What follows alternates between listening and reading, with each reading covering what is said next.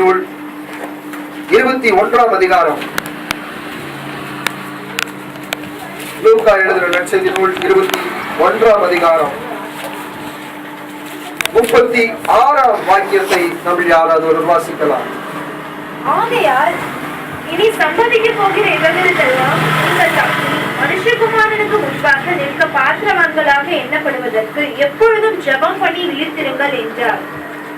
கண்களை மூடுவோம், ஜெபிக்கலாம். அன்பின் பரிசுத்தமுள்ள பரலோகத்தின் நல்ல பிதாவே, அன்பான இயேசுவே, நல்ல வேளைக்காய் ஸ்தோத்திரம். ஆண்டவரே, உம்முடைய வார்த்தைகளை கொடுக்க அடியானை தகுதிப்படுத்தும். கேட்கிற மக்களுக்கு மட்டுமல்ல, இதை ஆண்டவரே பல விதங்களில் பார்க்கிறவர்கள் கேட்கிறவர்களுக்கு இது உபயோகமாக இருக்க ஆண்டவரின் அருள் புரியும்படிக்காய் இயேசுவே உம்முடைய பாதம் தொட்டு வேண்டிக் கொள்கிறோம். உம்முடைய வார்த்தைகள் என்றைக்கும் வெறுமையே திரும்பி வந்ததில்லை என்று உம்முடைய வேதம் சொல்லுகிறது. அப்பா, தான் விரும்பினதை நிறைவேற்றக்கூடியதாக செய்து முடிக்கக்கூடியது என்று உம்முடைய வாக்கு இப்படி சொல்லப்பட்டிருக்கிற வண்ணமாக இந்த நாளில் நாங்கள் ஆண்டவரே உம்முடைய வாக்குகளை படித்திருக்கிறோம். அந்த வாக்குகள் நிறைவேற தேவ சமூகத்தில் நாங்கள் வேண்டிக் கொள்கிறோம். தொடர்ந்து நடத்துவீராக உம்முடைய கிருபைக்கு ஒப்புக் கொடுக்கிறோம். ஆண்டவரே, உம்முடைய வார்த்தைகள் இப்படியாக வெளிப்படுவதற்காக நன்றி. இந்த நாளிலே கர்த்தாவே, பாடல்கள் வேலை ஆசீர்வதித்தீர், ஆராதனை நேரங்களை ஆசீர்வதித்தீர். இந்த சர்வீஸ் ஒவ்வொரு பகுதிகளிலும் உடைய கரம் கூடுவதற்காக நன்றி. காணிக்கை பகுதியை ஆசீர்வதித்தீர் கர்த்தாவே. எல்லா பகுதிகளிலும் கர்த்தருடைய கரம் கூட இருந்து உடைய பிள்ளைகளை நேர்த்தியாய் செம்மையாய் நடத்தி வந்ததற்காக நாங்கள் உளமாற மனமாற நன்றி செலுத்துகிறோம். இந்த வாரம் முழுவதும் கர்த்தர் காத்து வந்து வருகிற வாரத்திலும் கர்த்தர் காத்திடும். எல்லா பிள்ளைகள் மேலாக உடைய கிருபையும் இரக்கமும் பாதுகாப்பும் சமாதானமும் தங்கியிருக்க வேண்டிக் கொள்கிறோம். தொடர்ந்து நடத்தும் காத்திடும் பெரிய காரியங்களை செய்திடும். இப்பொழுது உங்களுடைய வசனத்தின் வாசல்களை எங்களுக்கு விரிவுபடுத்தினால் இயேசுவின் மூலம் வேண்டிக் கொள்கிறோம் பரலோகத்தின் நல்ல பிதாவே. ஆமென், ஆமென், ஆமென். ஹல்லேலூயா, ஹல்லேலூயா. ஆண்டவராகிய இயேசுவின் நாமத்தினால் மீண்டும் ஒரு விசை வாழ்த்துக்களை சொல்லி தேவனுடைய செய்திக்குள்ளாக உங்களை அழைத்துச் செல்வதற்கு நான் ஆசைப்படுகிறேன். இப்பொழுதும் கூட நாம் வேதத்திலே வாசித்ததான அந்த பகுதியை மீண்டும் ஒரு விசை நாம் வாசிக்கலாம். ஆகையால் இனி சம்பவிக்க போகிற இவைகளுக்கெல்லாம் நீங்கள் தப்பி, ஆகையால் இவைகள் சம்பவிக்க போகிறவர்களுக்கெல்லாம் நீங்கள் தப்பி மனுஷகுமாரனுக்கு முன்பாக நிற்க பாத்திரவான்களாக எண்ணப்படுவதற்கு எப்பொழுதும் ஜெபம் பண்ணி விழித்திருங்கள் என்றார். இங்கிலீஷ்ல ஒரு முறை வாசித்து விடுவோம். Pray always that you may be counted worthy to escape all these things that will come to pass, stand before the Son of Man. இங்கே சொல்லப்பட்டது ஆங்கிலத்துல மாறி சொல்லப்பட்டிருக்கிறது. முன்னால் வரக்கூடியது பின்னால், பின்னால் வரக்கூடியது முன்னால் சொல்லப்பட்டிருக்கிறது. நாம் இவைகளுக்கு முன்பாக நாம் என்ன செய்ய வேண்டும் என்பதை குறித்து ஆங்கிலத்தில் சொல்லப்பட்டிருக்கிறது. அப்படிதானே? நாம் இவைகளுக்கு என்ன செய்ய வேண்டும், இவைகள் சம்பவிப்பதற்கு முன்பாக நாம் என்ன செய்ய வேண்டும், முதலாவது நாம் ஜெபிக்க வேண்டும் என்று சொல்லிதான் அங்கே ஆங்கிலத்தில் சொல்லப்பட்டிருக்கிறது. ஆகையால் நாம் இவைகளுக்கு முன்பாக என்ன செய்ய வேண்டும், எவைகளுக்கு முன்பாக இனி இவைகள் சம்பவிக்க போகிறவைகளாய் இருக்கிறபடியால் அவருக்கு முன்பாக நாம் பாத்திரவான்களாய் நிற்பதற்கு ஜெபம் பண்ணி எப்பொழுதும் விழித்திருங்கள். கடவுளுடைய வார்த்தை சொல்லுகிறது, ஜெபம் பண்ணி விழித்திருங்கள். இதை சொல்லுகிற ஆண்டவராகிய இயேசு கிறிஸ்து ஒரு ஜெப வீரராய் இருக்கிறார். இதை சொன்னவர் ஜெபிக்காதவர் அல்ல. இதை சொன்னதான ஆண்டவர் ஏதோ சொல்லுகிறவர் மட்டுமல்ல, செய்யாதவர் அல்ல. அவர் சொல்லுகிறவரும் செய்கிறவருமாய் இருந்தார். அவருடைய வாழ்க்கையில் நாம் பெரும் பகுதியை எடுத்துக் கொள்வோமானால் நாம் பார்க்கிற பகுதிகள் எல்லாமே அவர் ஜெபித்ததை நமக்கு பார்க்க முடியும். எந்த ஒரு காரியத்திலும் அவர் ஜெபத்திற்கு முக்கியத்துவம் கொடுத்தார். எந்த ஒரு பகுதியிலும் அவர் தன்னுடைய வாழ்க்கையில் ஜெபத்துக்குரிய பகுதிகளுக்கு முக்கியத்துவம் கொடுத்ததை குறித்து வேதாகமம் நமக்கு கற்றுக் கொடுப்பதை பார்க்கலாம். ஒரு சில காரியங்களை நான் உங்களுக்கு காண்பிக்க ஆசைப்படுகிறேன். லூக்கா எழுதின நற்செய்தி நூல் 3ஆம் அதிகாரத்தை திருப்பிக் கொள்வீர்கள் என்றால் அங்கே ஆண்டவர் ஜெபித்ததான காரியங்களை குறித்து எழுதப்பட்டிருக்கிறதை பார்க்கலாம். மற்ற பகுதிகளில் அதை குறித்து ஆழமாய் சொல்லாவிட்டாலும் லூக்காவில அதை குறித்து சொல்லப்பட்டிருப்பதை பார்க்கலாம். 3ஆம் அதிகாரம் 21ஆம் வாக்கியத்தை வாசிக்கிற பொழுது அங்கே இப்படி சொல்லப்பட்டிருக்கிறது. ஜனங்கள் எல்லோரும் ஞானஸ்தானம் பெற்ற போது இயேசுவும் ஞானஸ்தானம் பெற்று ஜெபம் பண்ணுகையில் வானம் திறக்கப்பட்டது. இங்கு ஆண்டவராக இயேசு கிறிஸ்து செய்ததான காரியங்களை குறித்து எழுதப்பட்டிருக்கிறது. ஜனங்கள் எல்லாரும் ஞானஸ்தானம் பெற்ற பொழுது, பேப்டிஸ்ட் எல்லாரும் எடுக்கிறாங்க, ஞானஸ்தானம் எல்லா ஜனங்களும் எடுக்கிறார்கள். ஆனால் இயேசு எடுத்தது குறித்து இங்கு சொல்லப்பட்டிருக்கிறது. இயேசு ஞானஸ்தானம் பெற்று ஜெபம் பண்ணினார். ஞானஸ்தானம் பெற்று ஜெபம் பண்ணினார். இங்க ஜனங்களை குறித்து சொல்லப்பட்டிருக்கிறது ஞானஸ்தானம் பெற்றார்கள் என்று சொல்லி எழுதப்பட்டிருக்கிறது. ஆனால் இயேசு ஞானஸ்தானம் பெற்று ஜெபம் பண்ணினார். அப்போ ஆண்டவர் இங்க செய்யக்கூடியதான காரியங்களை குறித்து இங்கு எழுதப்பட்டிருக்கிறது. ஆண்டவர் ஜெபம் பண்ணினார். ஞானஸ்நானத்துக்கு பிற்பாடு அவர் ஜெபிக்கிறவராய் காணப்படுகிறார். ஜெபிப்பதனுடைய பகுதிகளை அங்கே நமக்கு வலியுறுத்தி காண்பிக்கப்படுகிறதை நாம் பார்க்கலாம். நீங்கள் என்னோடு கூட சேர்ந்து அப்படியாக 5ஆம் அதிகாரத்தை நீங்கள் திருப்பிக் கொள்வீர்கள் என்றால் 16ஆம் வசனத்தில் இப்படி சொல்லப்பட்டிருக்கிறது. அவரோ வனாந்திரத்தில் தனித்து போய் ஜெபம் பண்ணி கொண்டிருந்தார். இங்கும் ஆண்டவருடைய வார்த்தை சொல்லப்பட்டிருக்கிறது. அவரோ வனாந்திரத்தில் தனித்து போய் ஜெபம் பண்ணி கொண்டிருந்தார். இங்க தனிமையா இருந்தோம்னா 2 காரியங்கள் நம்ம செய்யக்கூடியவர்களா இருப்போம். ஒண்ணு தனியா இருந்தா என்ன பண்ணுவோம்? தூங்குவோம். இன்னொன்னு தனியா இருந்தா என்ன பண்ணுவோம்? டிவி பார்ப்போம். அழகான பதில் வருது. 2 தான் இன்னைக்கு செய்யக்கூடியதாக இருக்கிறது. ஆனால் இங்க ஆண்டவராக இயேசு கிறிஸ்து செய்ததான காரியங்களை குறித்து சொல்லப்பட்டிருக்கிறது. ஒன்று, தனியா இருந்த பொழுது ஆண்டவர், அந்த காலத்துல எல்லாம் டிவி இல்லையா, அவருக்கு அந்த காலத்துல டிவி, இன்டர்நெட், இமெயில், கொசுமெயில், அந்த மேல் இந்த மேல் இருந்துச்சுன்னா அவரும் இப்படிதான் பண்ணிருப்பாரு அப்படின்னு சொல்லி நம்ம நினைப்போம். இல்லை தெய்வ பிள்ளையே, எது இருந்தாலும் அந்த காலத்தினுடைய வளர்ச்சிக்குரியதான பகுதியின்படியாக அது இருந்தாலும் ஆண்டவர் செய்ததான காரியங்கள், அவர் தனித்து போய் ஜெபம் பண்ணி கொண்டிருந்தார். ஜெபம் பண்ணினார் என்று சொல்லவில்லை, ஜெபம் பண்ணி கொண்டிருந்தார். அப்போ அது கிடைக்கிற நேரங்கள்ல ஆண்டவர் ஜெபித்தார் என்பதை குறித்து பார்க்க முடியும். இன்னும் சில வார்த்தைகளை நான் காண்பிக்க ஆசைப்படுகிறேன். லூக்கா 6ஆம் அதிகாரம் 12ஆம் வசனத்தை நீங்கள் திருப்பிக் கொள்வீர்கள் என்றால், லூக்கா 6:12.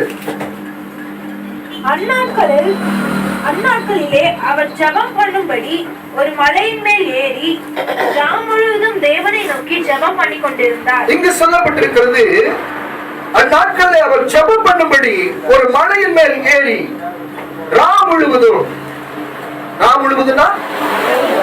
இரவு முழுவதும் ஜெபம் பண்ணினார். முழு இரவு ஜெபம் முதலா இயேசுநாதர் தான் பண்ணியிருக்கிறார். முழு இரவு ஜெபம். ஆகையால் ராம் முழுவதும் தேவனை நோக்கி ஜெபம் பண்ணி கொண்டிருந்தார். ஆகையால் தேவனுடைய பிள்ளைகளை இன்னும் அதிகமான வார்த்தைகளை நாம் வேதாகமத்தில் பார்க்க முடியும். இன்னும் அதிகமாக காண்பிக்க நான் ஆசைப்படுகிறேன். ஆகையால் நேரம் நமக்கு சுருக்கமாக இருக்கிறபடியால் நாம அதை மனதிலே கொண்டு இப்பொழுது நம்ம இன்னும் சில காரியங்களை நான் காண்பிக்க ஆசைப்படுகிறேன். இன்னுமாக நம்ம வேதாகமத்தில் திருப்பிக் கொள்கிற பொழுது 23ஆம் அதிகாரத்தை திருப்பிக் கொள்வோமானால், அங்கே 23ஆம் அதிகாரத்துல சொல்லப்பட்டதான காரியங்களை குறித்து நாம் பார்க்கலாம். 23ஆம் அதிகாரம்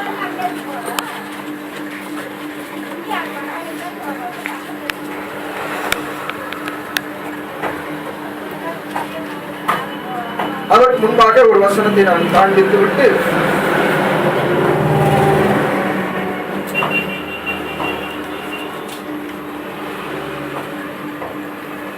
22ஆம் அதிகாரத்தை நாம் பார்த்து 23ஆம் அதிகாரத்தை கடந்து செல்லலாம். 22ஆம் அதிகாரத்துல ஆண்டவரை குறித்து பார்க்க முடியும். அவர் ஜெபம் பண்ணியதான விதங்களை குறித்து சொல்லப்பட்டிருக்கிறது. 40ஆம் வசனத்திலிருந்து வாசிக்கலாம். அவ்விடத்தில் சேர்ந்த பொழுது அவர் அவர்களை நோக்கி, நீங்கள் சோதனைக்குட்படாதபடிக்கு ஜெபம் பண்ணுங்கள் என்று சொல்லி அவர்களை விட்டு கல்லெறி தூரம் அப்புறம் போய் முழங்கால் படியிட்டு என்ன பண்ணாரா? முழங்கால் படியிட்டு ஜெபம் பண்ணினார். kneel down. முழங்கால் படியிட்டு ஆண்டவர் ஜெபம் பண்ணினார்.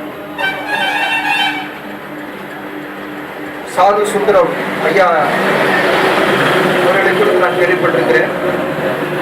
அவர் ஊழியத்துக்காக மற்றவர்களை பார்க்கணும்னு சொன்னா அவர் ஒரு காரியத்தை நடத்துவாராம். அதாவது இன்டர்வியூ எடுக்கிற மாதிரி, மிலிட்டரிக்கு போலீஸ்காரங்களுக்கு எல்லாம் இன்டர்வியூக்கு எப்படி செலக்ட் பண்ணுவாங்களோ அது மாதிரி ஊழியர்காரங்கிறதான தகுதிக்கு என்ன பண்ணுவாருன்னு சொன்னா ஊழியக்காரனா கூட்டு வரான். கூப்பிட்டு வாப்பாங்க அப்படின்னு கூப்பிட்டு காலத்து பேண்ட் போட்டுருந்தாங்கன்னா பேண்ட்டை கொஞ்சம் முட்டி வரைக்கும் தூக்க அப்படி பாறான்.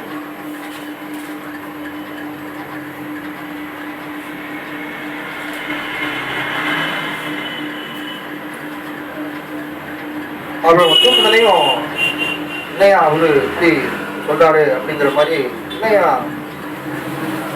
பாப்பாரான். பார்த்ததையும் என்ன பாப்பாரான், முழங்கால பாப்பாரான். முழங்கால பார்த்ததையும் முழங்கால காப்பு காய்ச்சி அந்த முழங்காலினுடைய பகுதிகளை சைடுல இருக்கக்கூடியதான் அந்த முட்டியில காப்பு காய்ச்சி இருக்குமா. அப்ப தெரியுமா இவங்க யாரை நம்பி நிக்கிறாங்கன்னா மனுஷனை நம்பி இல்ல, தேவ சமூகத்தை நம்பி.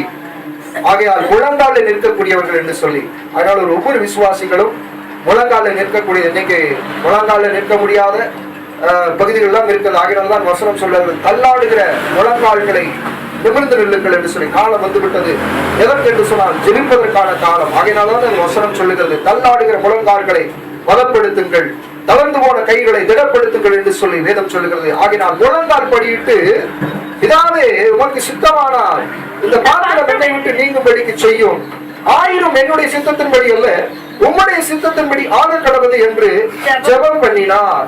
அங்கே கீழ்வசனம் சொல்லுகிறது, அவர் மிகவும் அதிக ஊக்கத்தோடு ஜெபம் பண்ணினார். இரண்டாவதாக அங்கு சொல்லப்பட்டிருக்கிறது, அவர் ஜெபம் பண்ணின விதம் முழங்கால் படியிட்டார். அப்படி ஜெபிக்கிறதுக்கான காரியங்களை செய்து ஊக்கத்தோடு ஜெபம் பண்ணினார். மிகுந்த வியாகுலத்தோடு அதிக ஊக்கத்தோடு ஜெபம் பண்ணினார்.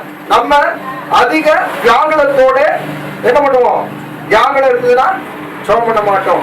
அப்புறம் அதிக ஊக்கத்தோட அப்படின்னா நம்ம அதிக ஊக்கத்தோட அதிக தூக்கத்தோட ஜெபம் பண்ணுவோம்.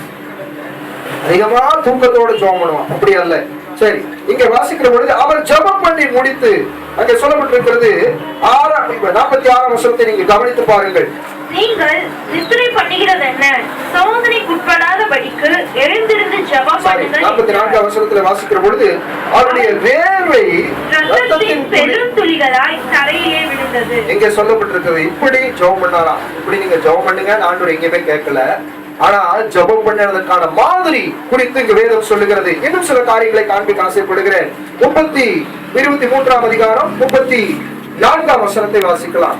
அப்பொழுது இயேசு, பிதாவே இவர்களுக்கு மன்னியும், தாங்கள் செய்கிறது இன்னதென்று அறியாதிருக்கிறார்களே என்றார். இது என்ன அர்த்தம்? பேரு ஜெபம்.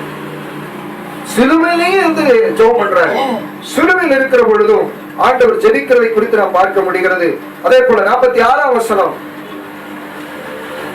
இயேசு, பிதாவே உம்முடைய கைகளில் என் ஆவியை ஒப்புவிக்கிறேன் என்று மகா சத்தமாய் கூப்பிட்டு சொன்னார். போதும், இதுவும் ஜெபம் தான்.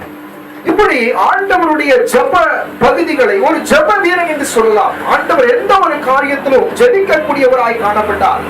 ஆண்டவர் எந்த ஒரு காரியத்திற்கும் ஜெபிக்கிறதற்கு முன்னுரிமை கொடுத்தார்.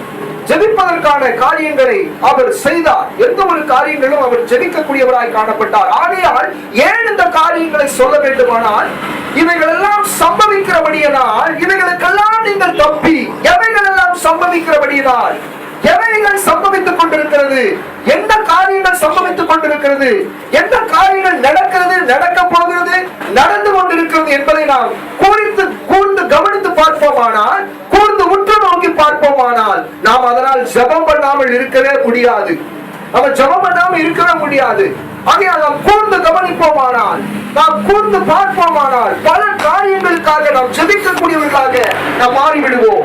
நாம் கூர்ந்து கவனிக்காதவர்களாக கூர்ந்து கவனிக்காதனால நம்ம ஜெபிக்கிறதுல நம்ம அக்கறை காட்டுவதில்லை. கூர்ந்து கவனிக்க வேண்டும், அவரை உற்று கவனிக்க வேண்டும். இதனுடைய என்ன காரணங்கள், இதனுடைய காரணங்கள் என்ன என்பதை குறித்து நாம் உற்று கவனிக்கக்கூடியவர்களாக இருக்க வேண்டும். ஒரு சில காரியங்களை இன்றைக்கு நாம் பார்க்கிற பொழுது, எவ்வளோ எங்களான ஒரு வைரஸ் இன்னைக்கு தேசத்தையே உலகத்தையே பயப்படுத்திக்கிட்டு இருக்கு.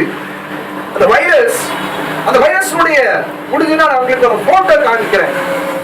அந்த போட்டோ நீங்க பாத்தீங்கன்னா, அந்த வைரஸ் தாக்குறவுடைய போட்டோ பாத்தீங்கன்னா, ஒரு தோல் அப்படி பட்டுதுன்னா, தோல் அது காணப்பட்டதுன்னா, இந்த தோல் எல்லாம் அப்படி படுத்து அழுகிற நிலையில் போல இருக்கிறது. ஒரு பப்பாளி நீங்க பாத்தீங்கன்னா, அந்த பப்பாளி கெட்டு போன பப்பாயா இருக்கு இல்லையா, அந்த பப்பாயா கெட்டு போச்சுன்னா மேல பூசண முடிச்சுன்னா எப்படி இருக்கும்? ஃபங்கஸ். எப்படி இருக்கும்? பாக்குறது நல்லா இருக்கு இல்லையா? அழகா சூப்பரா எல்லாம் அழகா இருக்கு. இந்த பப்பாளி அப்படியே அறுத்து சாப்பிடுவோம். அப்படி சாப்பிட முடியும்? பார்த்ததுமே என்ன பண்ணுவான், ஒரு குழுக்கு அப்படியே டிஸ்கோ ஆடி கொண்டப்ப உடம்பெல்லாம் அப்படியே உடம்பு அப்படின்னு ஒரு டிஸ்கோ ஆடி அதை சாப்பிடுறதுக்கு. அப்ப இதுவே இப்படி இருக்குன்னா, இந்த எபோலா வைரஸினுடைய தாக்கப்பட்டவர்களுடைய கையை படம் பிடிச்சு போட்டுருந்தாங்க, அடுத்தது அவருடைய முகத்தை படம் பிடிச்சு போட்டுருந்தாங்க. அந்த முகத்தை பார்த்தா அந்த அளவுக்கு அருவருப்பான காரியங்களை பார்க்க முடிகிறது. அருவருப்பான காரியங்களாக அது தென்படுவதை பார்க்கலாம். அவ்வளவு அருவருப்பான காரியங்கள். அது மட்டுமல்ல, அது பரவுகிற பொழுது அதனால் உயிரிழப்பு ஏற்படுகிறது. இன்னைக்கு வரைக்கும் எபோலாவுக்கு மருந்து கண்டுபிடிக்கவே இல்லை. மெடிக்கல் ரீதியாக இன்னைக்கு வரைக்கும் எபோலாவுக்கு மருந்து. நம்ம என்னமோ எபோலானா ஏதோ இவர் திட்டிட்டு இருக்கிறார் போல் இருக்குது அப்படி நினைச்சிடக்கூடாது. எவ்வளையோ திட்டிட்டு இருக்கிறார் போல் இருக்குது. எபோலானா ஒருவேளை எவ்வளையோ திட்டிட்டு இருக்காரு, அப்படி அல்ல. எபோலா என்பது ஒரு வகையான வைரஸ். இந்த வைரஸ் என்ன பண்ணுகிறதுனா, மனிதனை பல விதத்துல அவர்களை அந்த வைரஸ் காரியத்தினால பல விதத்துல உயிரிழப்புகள் வந்திருக்கிறது. இந்த நைஜீரியாவுடைய பகுதியில அந்த இடத்துல வந்ததுனால அதனுடைய பெயரையும் அதற்கு வைத்திருக்கிறார்கள். எபோலா என்கிறதான அந்த இடத்தினுடைய பெயரை அந்த கிருமிக்கு வச்சிருக்காங்க.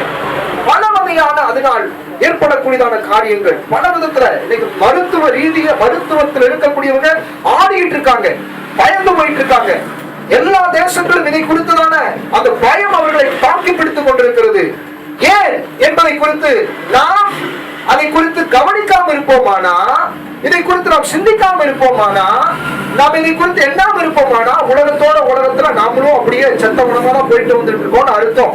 ஆனால் கிறிஸ்தவம் நமக்கு என்ன சொல்லிக் கொடுக்கிறது, வேதாகமம் என்ன சொல்லிக் கொடுக்கிறது என்றால், இவைகள் எல்லாம் சம்பவிக்க போகிற படியினால். எவைகள் எல்லாம்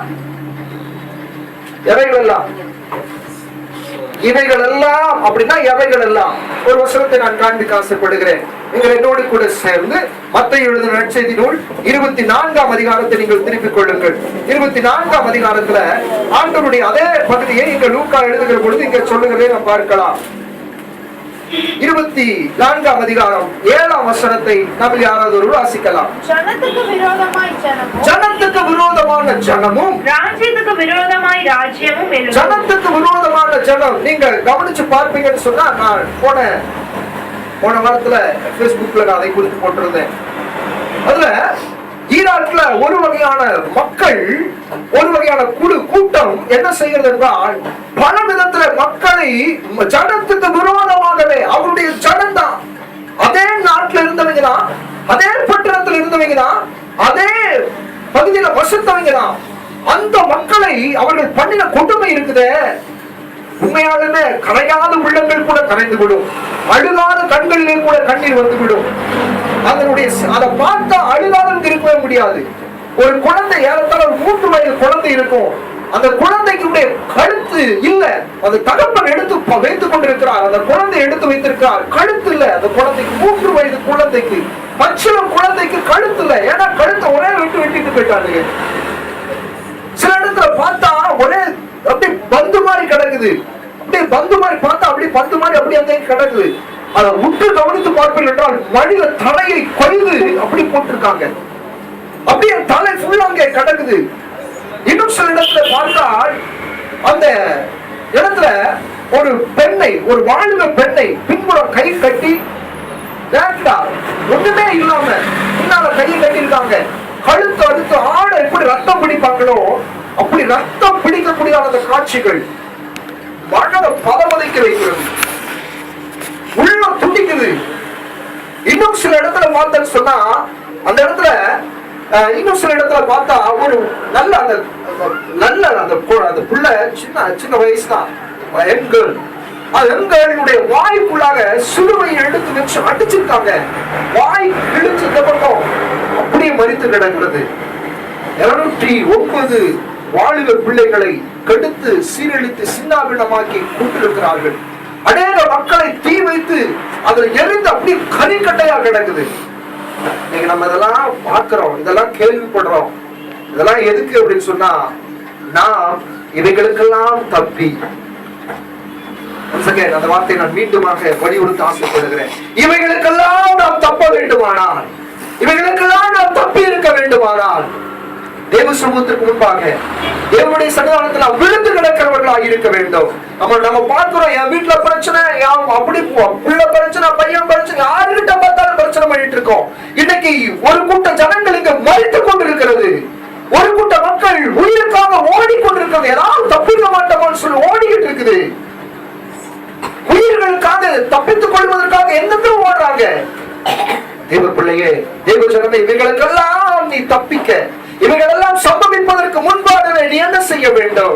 இவைகளுக்கு நீ என்ன செய்யக்கூடியவர்களாய் இருக்கிறோம் அப்படின்னு சொன்னால் தேவ சமூகத்தில் முன்பாக இருப்பதற்கு ஜெபிக்கக்கூடியவர்களாய் நாம் இருக்க வேண்டியது அவசியமாய் இருக்கிறது. தப்பிக்க வேண்டும் என்பதான காரியம் முதலாவது சொல்லப்பட்டிருக்க பார்க்கலாம். சரி, இப்பொழுது நம்ம மனிதனுக்கு விரோதமாக மனிதர்கள் எழுப்பி இருக்கிறதை பார்க்கலாம். ஜனத்துக்கு விரோதமான ஜனமும் ராஜ்யத்திற்கு விரோதமாய் ராஜ்யத்திற்கு விரோதமான ராஜ்யமும் எழும்பும். இன்னைக்கு ராஜ்யத்துக்கு விரோதமான ராஜ்யங்களும் எழும்பிட்டு தான் இருக்குது. ஒரு ராஜ்யத்திற்கும் இன்னொரு ராஜ்யத்திற்கும் விரோதமான சண்டைகள் போக்குகள் போய்கொண்டுதான் இருக்குது. ஒரு ராஜ்யத்திற்கும் இன்னொரு ராஜ்யத்திற்கும் இன்னைக்கு வரைக்கும் அந்த பிரச்சனை நடந்துகிட்டு தான் இருக்குது. அடுத்தது பஞ்சங்களும் பஞ்சங்களும். சொல்றதுனால ஒரு சின்ன காரியத்தை நான் முன்னால சொல்ல ஆசைப்பட்டேன். அதுல ஒரு கிளிப்பிங் பார்த்தேன். அதாவது ஒரு எதுக்கு சொல்ல வரேன்னா, மனிதர்கள் நம்ம இப்படி அடிச்சுட்டு கொள்றாங்க. ஒரு கிளிப்பிங் பார்த்தேன் நான். அதுல அது உண்மையாலுமே அது ரொம்ப டச் பண்ணிச்சு. அதை நான் வேற மாதிரி அதுல மேல ஒரு வாக்கியங்களை போட்டு அனுப்பலாம் என்று சொல்லி முடிச்சுட்டு இருக்கிறேன். ஒரு நாயை போட்ல வச்சிருக்கிறாங்க. ஒரு கப்பல், ஒரு சின்ன கப்பல், கப்பல்ல வந்துட்டு அந்த கப்பல் வந்துட்டு இருக்கு. கப்பல்ல அந்த நாய் நின்றுட்டு இருக்கு. அந்த நாய் தண்ணியில தள்ளி விட்டுறாங்க, சும்மா தள்ளி விடுறாங்க நீந்தி வருவதற்காக கடல்ல. நாய் நீந்தி வந்துட்டு இருக்கு. நாய் நீந்தி வரத பார்த்தா ஒரு சுறா மீன் அதை கடிக்கிறதுக்கு வருது வேகமாக. அதை கடிக்கிறதுக்கு வேகமா அவ்வளவு ஸ்பீடா வருது. அதை கடிக்க வரும்போது ஒரு டால்பின் ஒண்ணு அங்கிருந்து அந்த சுறா மீனை தட்டி விட்டு அதை தப்பிக்குது. அந்த சுறா மீனுடைய வாய்க்கு அந்த நாயை தப்பி வைக்குது. தட்டி விட்டு அதை அடிச்சுனே அது விலகி போயிடுச்சு. இந்த டால்பின் என்ன பண்ணுதுன்னா, மேல அந்த நாயை மேல நிக்க வச்சு கரெக்டா அந்த போட்டு வரைக்கும் கொண்டு போய் விடுது. கரெக்டா அந்த போட்டு வரைக்கும் கொண்டு போய் விடுது. அங்க போய் அந்த நாய் மேல ஏறினதையும் அந்த நாய் ஒரு சந்தோஷமா ஒரு உடம்பு செலுத்திட்டு அதுக்கு ஒரு மாதிரி பண்ணுது பாருங்க. அதுக்கு டால்பின் பக்கத்துல இருந்து இந்த வீடியோ கிளிப்பிங்ல இருக்கு. அப்படி குளிக்க அது பண்ணுது. மேல இருக்கிறதான அந்த நாய் பார்த்து பண்றது மாதிரியே டால்பினும் அங்கிருந்து அதுவும் ஒரு மாதிரி பண்ணுது. அது குறைச்சு காமிக்கிற மாதிரி அதுவும் பண்ணுது. ரொம்ப அழகா இருந்தது. அதுக்கு பின்னால பேக்ரவுண்ட் வாய்ஸ் கொடுத்திருக்காங்க. இஸ்லாமிய ஒரு பாடலை பாடி மனிதர்களை பாதுகாக்க வேண்டும் என்று சொல்லுதான. இது கடல்ல விழுந்தா கடவுளுடைய படைப்புல எல்லாமே பாதுகாக்கப்பட வேண்டும் என்று சொல்லுது. ஆனால் என் ஜனங்கள் இன்னும் பாதுகாக்கப்படலையே. ஜனங்களை பாதுகாப்பதற்கான வாய்ப்புகள் இல்லையே. அதை பார்த்த பொழுது எனக்கு உள்ள ஒரு கேள்விதான், ஆறறிவு உள்ள மனிதன் அனைவரை கொன்று கொண்டிருக்கிறானே, ஆறறிவு இல்லாத மிருகங்கள் ஒன்றை ஒன்று காப்பாற்று. இது என்னதுங்கிறதே தெரியாம இருக்குது. ஆனா இதுவே காப்பாத்துதே. என் ஜனத்தை காப்பாற்றுவதற்கு மனிதர்கள் இல்லையா? என் ஜனத்தை காப்பாற்றுவதற்கு ஒரு டால்பின் போல அந்த மனுஷன் இல்லையா என்கிற உள்ள வேதனை தான் வந்தது. தேவ சொந்தத்துல ஜெபிக்க ஆரம்பித்தேன். ஆண்டவரே, என்னுடைய மக்களை காத்தருளும். எதற்காக என்று சொன்னால், இப்பொழுது நாம் தப்பித்துக் கொள்ள வேண்டியதான சில காரியங்களுக்குள்ளாக நாம் இருக்கிறோம் என்பதை நாம் புரிந்து கொள்ள வேண்டும். சரி, வாசிக்கலாம். இப்பொழுது ஜனமும் ராஜ்யத்துக்கு விரோதமான ராஜ்யமும் எழும்பும். பஞ்சங்களும். இன்னைக்கு பஞ்சம் பல விதத்துல இன்னைக்கு இருக்கிறது நமக்கு தெரிய மாட்டேங்குது. விலைவாசி பக்கம் பஞ்சம், சில பேருக்கு உணவு கிடைக்காத பஞ்சம். தினத்துல ஒரு வீடியோ கிளிப்பிங்ல பார்த்தேன். அதையும் இதுல அனுப்பியிருந்தேன். ஒரு சின்ன ஒரு குழந்தை, அந்த குழந்தை போய் நிக்குது.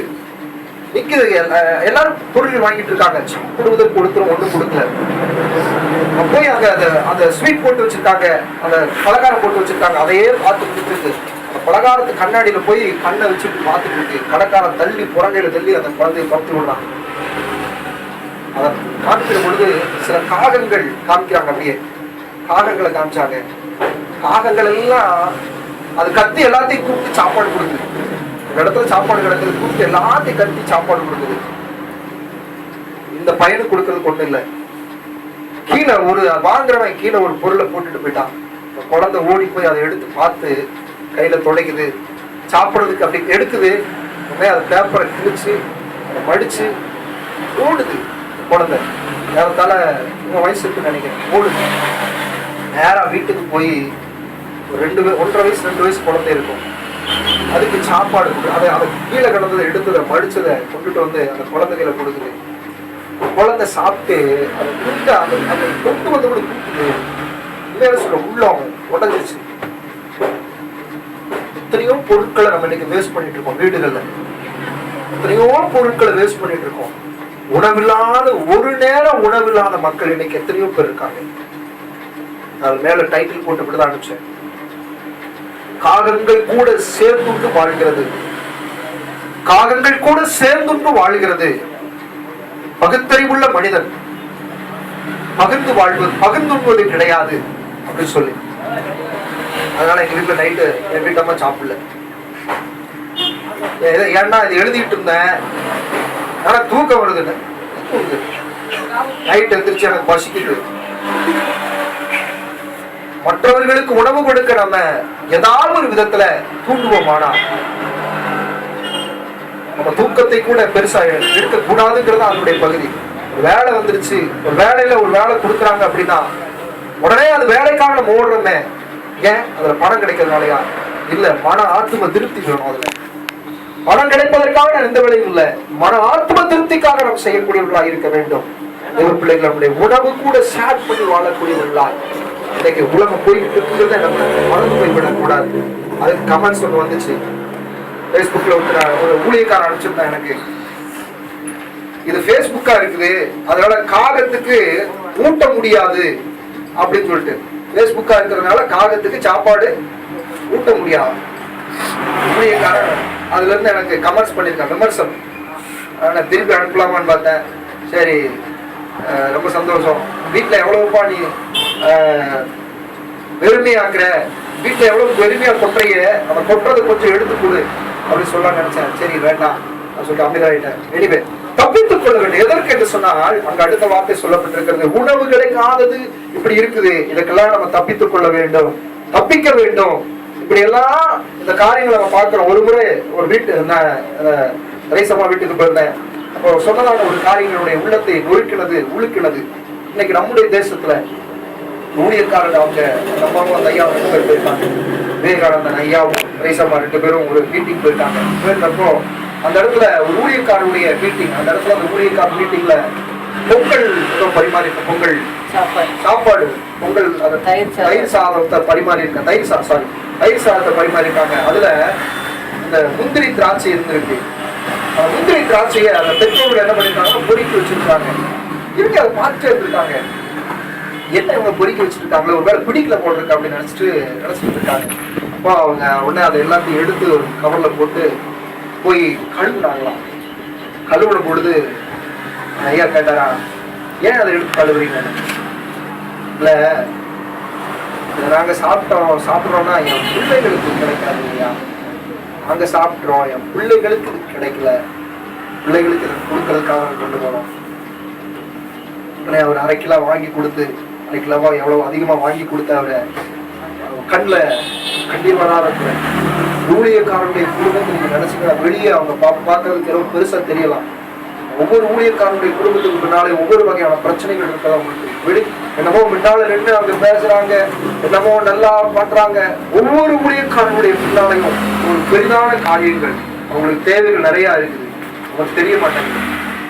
நம்ம நினைக்கிறதெல்லாம் இப்படிதான் நினைச்சுட்டு இருக்கோம். ஒவ்வொரு ஊழியக்காரனுடைய முன்னாலையும் பலவிதமான காரியங்கள் இருக்குது. பணக்காரர்களை சொல்லல, ஏழை ஊழியக்காரர்கள் இன்னும் இருக்கத்தான் செய்யறாங்க, ஏழை ஊழியர்கள் இன்மைக்கும் இருக்கத்தான் செய்யறாங்க.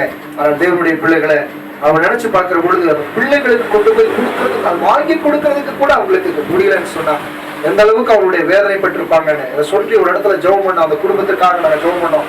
ஒருத்தர் கதறி எழுதாரு, பாஸ்டர் குடும்பத்துக்காக நான் ஜெபிக்கிறேன் பாஸ்டர், குடும்பங்களை கர்த்தர் நிச்சயமா ஆசீர்வதிப்பார் பாஸ்டர். இதை சொன்ன அந்த ஊழியக்காரன் இது நடந்து பல வருடங்களா இருக்கலாம், ஆனால் அதுக்காக ஜெபம் பண்ணோம். அதனால ஜெபம் பண்ணோம், ஆண்டவரே இந்த காரியங்களுக்காக அதுவே எங்களுக்கு கொடுக்கக்கூடியதான காரியங்களுக்காக அடிக்கடி பிள்ளைகளை சொல்லக்கூடியதான காரியங்கள் அதுதான். நம்ம வெளியே இருக்கக்கூடியதான காரியம் நம்ம நினைக்கிறோம், சாப்பாடு கிடைக்கிறது, வெளியே கிடைக்காதவர்கள் எத்தனையோ பேர் இருக்காங்க. இன்னைக்கு நம்ம ஒரு நேரம் சாப்பிடுறோம்னு சொன்னா ஆண்டவர் போட்ட பிச்சை, ஆண்டவர் கொடுத்த பிச்சை. அதனால அதற்கு நம்ம நன்றி உள்ளவர்களா இருக்க வேண்டும். இறுதியத்துல அதற்காக நம்ம ஸ்தோத்திரத்தோடு கூட காணப்பட வேண்டும். சரி, இப்ப பஞ்சங்கள் பல விதத்துல இன்னைக்கு மக்களுக்குள்ளாக இருப்பதை நாம் பார்க்கலாம், வாசிக்கலாம். பஞ்சங்களும் கொள்ளை நோய்களும், இங்க கவனிக்க வேண்டியதான இந்த வார்த்தை, கோடிட்டு கொள்ள வேண்டியதான ஒரு வார்த்தை, கொள்ளை நோய்களும், இவைகளுக்கெல்லாம் நீங்கள் தப்பிக்க வேண்டும் என்று சொல்லி ஆண்டவர் சொன்னாரு. எவைகளுக்கு என்று சொன்னால் கொள்ளை நோய்களுக்கும். இந்த கொள்ளை நோய்கள், இன்றைக்கு இந்த நோய்க்கு பேரு எபோலா என்கிறதான இந்த வைரஸுக்கு பேரு கொள்ளை நோய். இது நோய் அல்ல, கொள்ளை நோய். இது ஒரு மனிதனுக்குள்ளாக வந்து விட்டால் அவனு மட்டுமல்ல, அந்த பரவுகிறதான அது பல விதத்துல பரவுகிறது. எச்சில் மூலமாய் பரவுகிறது, ரத்தத்தின் மூலமாய் பரவுகிறது, விந்தின் மூலமாய் பரவுகிறது. இப்படிப்பட்டதாக பறவைகள் மூலமாய் பரவுகிறது, வௌவால் மூலமாக, மிருகங்களின் மூலமாக, இப்படி பரவக்கூடியதான பல விதத்துல இது பரவக்கூடியதான அந்த நோய் ஒருத்தர் தாக்கிட்டுனா அது எந்த விதத்துல எல்லாம் இருக்குதோ, யாரையெல்லாம் அது பிடிக்கிறதோ அதை அந்த கிருமி அதை தாக்கி மற்றவர்களை உயிர் போராடக்கூடியதான ஒரு காரியமா இருப்பது என்பதை குறித்து இன்றைக்கு நாம் பார்க்க முடியும். இதைத்தான் வேதாகமம் சொல்லுகிறது, கொள்ளை நோய். இந்த கொள்ளை நோய் எங்கதான காரியங்கள், கொத்து கொத்தா ஜனங்க சாகுறாங்க. இதனுடைய பகுதிகளுக்கு நேராக போன்ற பொழுது கொத்து கொத்தா ஜனங்க சாகுறாங்க, மருந்து கண்டுபிடிக்கவில்லை. கொள்ளை நோய், இதை குறித்து சங்கீதக்காரனாகிய தாவீது எழுதுகிற பொழுது தீர்க்க தரிசனமாக நீங்கள் பார்க்க முடியும். சங்கீதக்காரனாகிய தாவீது எழுதுகிற பொழுது 91ஆம் சங்கீதம் 3ஆம் வசனம் என்று நினைக்கிறேன், அதை நான் வாசிக்கிற பொழுது அங்கே எப்படி சொல்லுகிறார்? சங்கீதம் 91:3.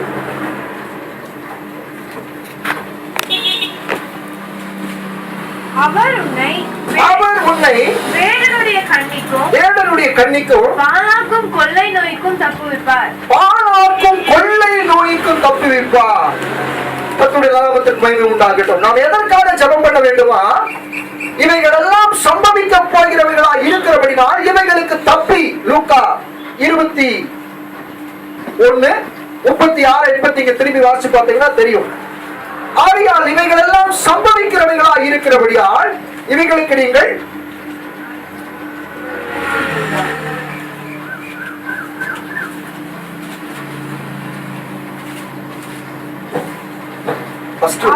அதுக்கப்புறம் போவோம். ஆகையால் இனி சம்பவிக்க போகிற இவைகளுக்கெல்லாம் நன்றாக கவனித்துக் கொள்ளுங்கள். இவைகள் சம்பவிக்க போகிற இவைகளுக்கெல்லாம் நீங்கள் தப்ப வேண்டுமா? இவைகளுக்கெல்லாம் நீங்க என்ன வேண்டுமா? தப்ப வேண்டும். எவைகளுக்கெல்லாம்? கொள்ளை நோய்களுக்கு எல்லாம் தப்ப வேண்டுமா? கர்த்தருடைய நாமத்துக்கு மகிமை உண்டாகட்டும். கொள்ளை நோய்களுக்கு தப்ப வேண்டும். வசனம் சொல்லுகிறது, கொள்ளை நோய்களுக்கெல்லாம் தப்பி. அப்போ கொள்ளை நோய்களுக்கு தப்பணும்னா என்ன செய்யணும்? ஜெபம் பண்ண வேண்டும். அதைத்தான் இந்த வசனம் சொல்லுகிறது. நீங்கள் அவருக்கு முன்பாக நிற்க பாத்திரவான்களாய் காணப்பட வேண்டுமானால் நாம் தப்புகிறது மட்டுமல்ல, அது பாத்திரவான்களாய் நிற்பதற்கு நாம் ஜெபம் பண்ண வேண்டும். அவருக்கு முன்னால் நிற்கிறதுக்கு நம்ம ஏதாவது செய்தி கேட்டுட்டோம், ஏதாவது ஒரு ஊர்ல தானே, ஏதோ ஒரு நாட்டுல தானே, ஏதோ ஒரு இடத்துல தானே அந்த வியாதி வந்துருச்சு, நோய் வந்துருச்சு. இன்னைக்கு பல விதத்துல உண்மையா நம்ம வரவேற்கத்தக்கதான விஷயம். உண்மையா கடவுளுக்கு நன்றி செலுத்துறோம். போன வாரத்துக்கு முந்தின வாரம் கூட அதை குறித்து பேசிட்டு இருந்தோம். இந்த பீடி சிகரெட் குடிக்கக்கூடியதுனால அவனால பிரச்சனை இல்லை, குடிச்சிட்டு போறவனால பிரச்சனை இல்லை, குடிக்காதவர்கள் அதனால பாதிக்கப்படுறாங்க. அதனால அதுக்கு பேன் பண்ணணும் அப்படின்னு சொல்லி ஒரு சட்டம் அது போடுறதுக்கான பாஸ் பண்ணுறதுக்கான கர்த்தரை உண்மையாலுமே ஸ்தோத்திரம் பண்றோம். கர்த்தருக்கு ஸ்தோத்திரம். அதனால பரவக்கூடியதான காரியங்கள் இன்னைக்கு அதனால மட்டும் இல்ல, பல விதத்துல நோய்கள் பரவுகிறது, பல விதத்துல பரவக்கூடியதான காரியங்களை பார்க்க முடியும். தேவனுடைய பிள்ளைகளை இப்படியாக நம் தேவ சமூகத்துல ஜெபிக்கக்கூடியவர்களாக இருக்க வேண்டும். இப்படி ஜெபிக்கிற பொழுது இவைகளுக்கெல்லாம் நாம் தப்பக்கூடியவர்களாக இருக்க வேண்டும். எவைகளுக்கெல்லாம்? கொள்ளை நோய்களுக்கு தப்புகிறவர்களாக காணப்பட வேண்டும். கொள்ளை நோய் இன்றைக்கு தேசத்துல பல விதமான நோய்கள் வந்திருக்கு. அன்னைக்கெல்லாம் பேரை கேட்டாங்கன்னா 2-3 நோய் தான் சொல்லுவாங்க. பேரு ஏதோ ஒரு நோய் பேர் சொல்லுங்க அப்படின்னு சொன்னா தலைவலி, காய்ச்சல், வயிற்று வலி, குழந்தை வலி, அப்படிதான் சொல்லுவாங்க. அப்புறம் என்ன வலி, என்ன வியாதி வந்திருக்கு அப்படின்னு கேட்டீங்கன்னா இந்த மாதிரி வியாதி வந்திருக்குதாமா அப்படின்னு சொல்லுவாங்க. அப்புறம் எல்லாருக்கும் தெரிஞ்ச வியாதி தான் பிள்ளைக்கு. அப்புறம் என்னது? ஜாண்டிஸ், கால்ரா, தைலா, சிக்கன் குனியா இதெல்லாம் இப்போ வந்தது. சிக்கன் குனியா, மட்டன் குனியா எல்லாம் இப்போ வந்தது. சிக்கன் குனியா, தக்காளி குனியா, அப்புறம் இந்த குனியா எல்லாம் இப்போ வந்தது. அந்த காலத்துல எல்லாம் சிக்கன் குனியாவிங்கானா சிக்கன் பாக்ஸ் எல்லாம் அன்னைக்கு சிக்கன் பாக்ஸ் இருந்தது, ஸ்மால் பாக்ஸ் சிக்கன் பாக்ஸ் எல்லாம் அன்னைக்கு இருந்தது. ஆனால் இப்படிப்பட்டதான காரியங்கள் எல்லாம் இன்னைக்கு டயரியா இதெல்லாம் கேள்விப்பட்டிருக்கிறோம். டயரியா வந்திருக்கு அப்படின்னு சொல்லிட்டு இப்படி டைபாய்டு, டொங்கு இப்படி பல விதத்துல வந்திருக்கு. நோய்கள் பேரை கேட்டீங்கன்னா அப்படி இருக்குது, இதெல்லாம் வந்திருக்கு. ஆனா இன்னைக்கு வர புது புது பேர்கள் எல்லாம் பாத்தீங்கன்னா பலவிதமான நோய்களா இருக்கிறது. போன வாரத்துல எங்க வீட்டுல வந்து சொன்னாங்க, ஒரு பையன் ஒரு 13-14 வயசு இருக்கும் அந்த பையன். அந்த தினத்துக்கு அந்த பையனுடைய போட்டோ போட்டிருந்தாங்க. அந்த பையனுக்கு IAS ஆகணும்னு ஆசை. IAS IPS ஆகணும்னு நினைக்கிறேன் ஆசை அவனுக்கு.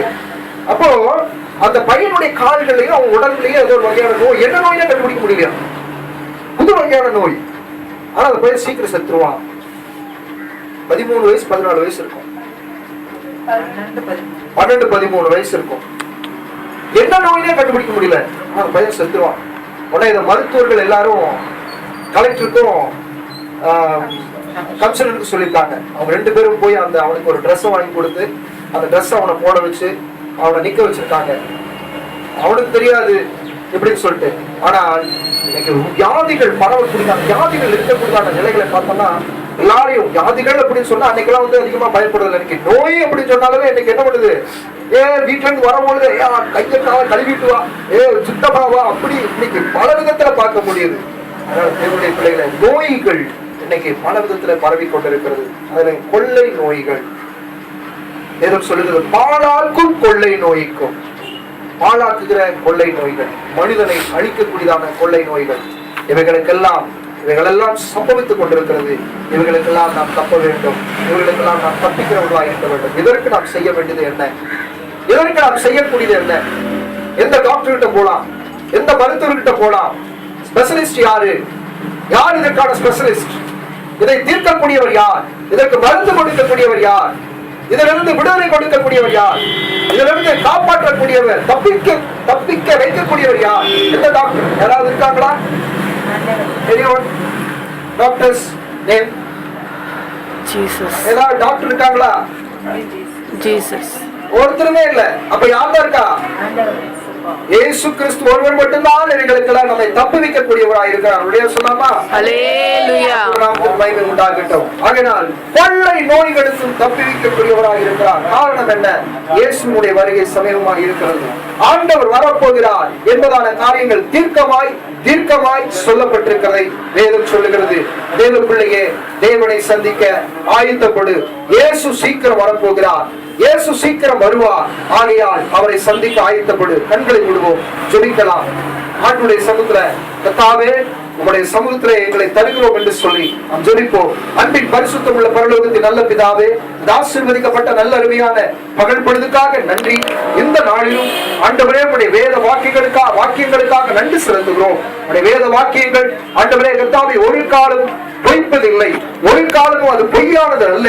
ஆண்டவரே அவைகள் கர்த்தாவே பல நூற்றாண்டுகளுக்கு பல ஆயிரங்களுக்கு முன்பாய் சொல்லப்பட்ட அந்த வார்த்தைகள் இன்றைக்கு நிறைவேறிக் கொண்டிருப்பதை நாங்கள் பார்க்கிறோம். இவர்களுக்கான காரணங்கள் இயேசு சீக்கிரம் வரப்போகிறபடியாலே, இயேசு சீக்கிரம் வருகிறவனாக இருக்கிறபடியாலே ஆண்டவரே உம்முடைய சமூகத்தில் நாங்கள் வருகிறோம். இன்றைக்கு நாங்கள் புது புது நோய்களை கேள்விப்படுகிறோம். H1 virus, H5 virus, Ebola virus என்று சொல்லி பலவிதமான நோய்கள், பலவிதமான புதிய நோய்கள், கொள்ளை நோய்கள் இப்படியாக வருகிறதை நாங்கள் பார்க்க முடிகிறது. ராஜா ஆண்டவரே, எங்கள் ஜனங்களை, எங்கள் மக்களை காத்தருளும், எங்கள் பிள்ளைகளை காத்தருளும். எங்களுடைய ஜனங்கள் எல்லாருமே, எங்களுடைய தேசங்கள் அனைத்துமே பாதுகாப்பான நிலைக்குள்ளாக இருக்க ஜெபிக்கிறோம் அப்பா. பாதுகாப்பான வலயத்திற்குள்ளாக இருக்க ஜெபிக்கிறோம் தகப்பனே.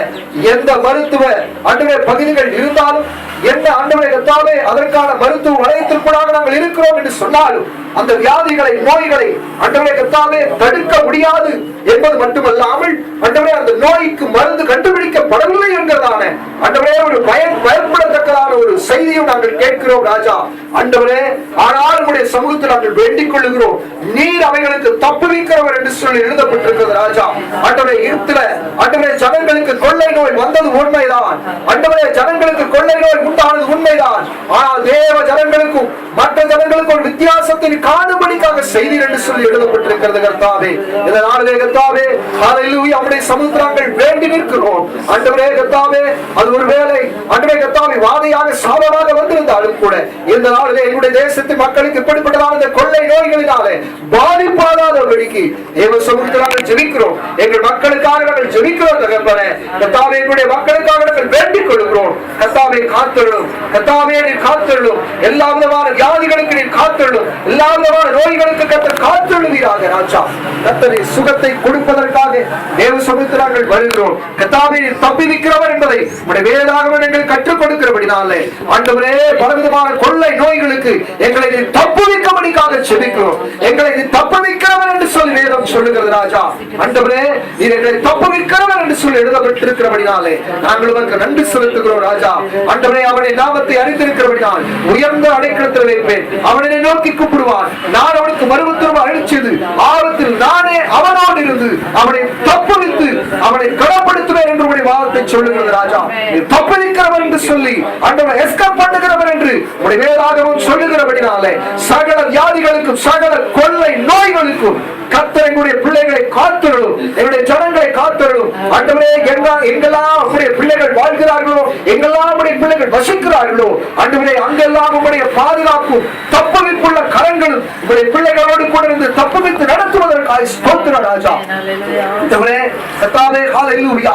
ஆண்டவரே வேதம் எங்களுக்கு சொல்லுகிறபடினாலே கர்த்தாவே நோவாவை நீர் தப்புவித்தீர் என்று நாங்கள் வேதத்திலே வாசிக்கிறோம். மழை பெய்த பொழுது ஆண்டவரே பெருவெள்ளம் வருவதற்கு முன்பாக நோவாவுடைய குடும்பங்களை தப்புவித்தீர் என்று நாங்கள் வேதத்திலே வாசிக்கிறோம். ஆண்டவரே உமக்கு நன்றி செலுத்துகிறோம் ராஜா. கர்த்தாவே ஆண்டவரே கர்த்தாவே இப்படியாகலும் ஆண்டவரே இயேசப்பா ஆண்டவரே சோதோம் குமாரா பட்டணம் அழிகிறதுக்கு முன்பாக ஆண்டவரே கர்த்தாவே லோத்துடைய குடும்பங்களை தப்புவிக்கிறதற்கு ஆண்டவரே நீர் அவருடைய கைகளை பிடித்து அனுப்பினீர் என்பதை நாங்கள் பார்க்கிறோம் ராஜா. ஆண்டவரே அதை திரும்பி பார்த்து உப்புத்தூணானதை போல் இல்லாதபடிக்கு கர்த்தாவே தப்புவிக்கக்கூடிய தேவனுடைய கரங்களிலே வருகிறோம் ராஜா. ஆண்டவரே வேதம் அப்படித்தானே சொல்லுகிறது. ஆண்டவரே லோத்தின் நாளை நினைத்துக் கொள்ளுங்கள், லோத்துவின் மனைவியை நினைத்துக் கொள்ளுங்கள், ஆகையால் தப்புவிக்கப்படுவதற்கான வாய்ப்புகள் ஆண்டவரே வேண்டும் என்பதை நாங்கள் அறிந்திருக்கிறோம் தகப்பனே.